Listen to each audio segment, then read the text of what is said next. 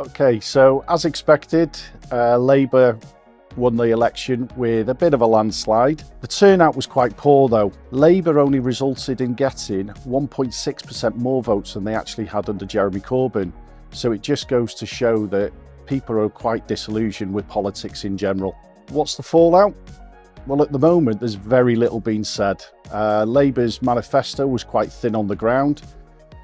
This was more about Conservatives losing the election as opposed to Labour winning it, in my opinion. The couple of things that they've committed to are not raising taxes for what they term the working man. Income tax, VAT, is not going to increase, but please take that with a pinch of salt, because as we know in politics, nothing ever is really set in stone.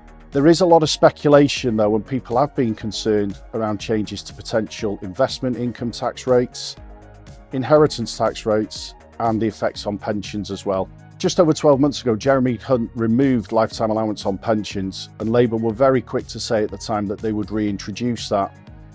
This just goes to show how things aren't set in stone, because they have announced since then that they may not do that. The reason they may not do it is it actually drives out people from senior positions within the NHS, civil service, because it would have a serious impact on that. And what's happened previously with those people who have breached lifetime allowance, they've actually left the industry much sooner, which has created a big gap in experience within those places. Last time I spoke, we talked about interest rates and the fact that I didn't expect any changes to that before the summer. We're probably at the point now where I do expect to see something happen. Inflation's now down at 2%, which was always the target place. They may hold fire a little bit longer, but I do expect that to change before the end of the year. Mortgage approvals are actually up, which is surprising because building locally is actually slowed down.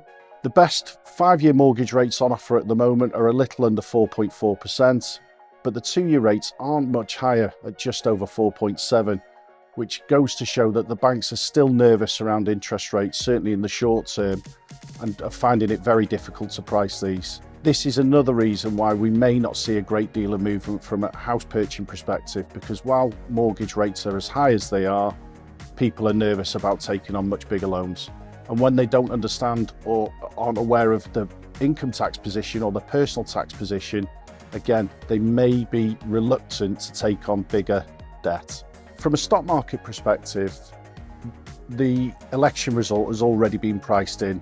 As I'm sure everybody's aware, unless you've been hiding under a rock over the last 6 months, Labour were always predicted to win the election, so the markets have already priced that in. I don't think we're going to see any major changes though until the autumn budget, so hold fire making any rash decisions before then. But if you are concerned or just want to talk things through, then please feel free to give us a call at Hadlow Edwards. Our contact details are on the screen below.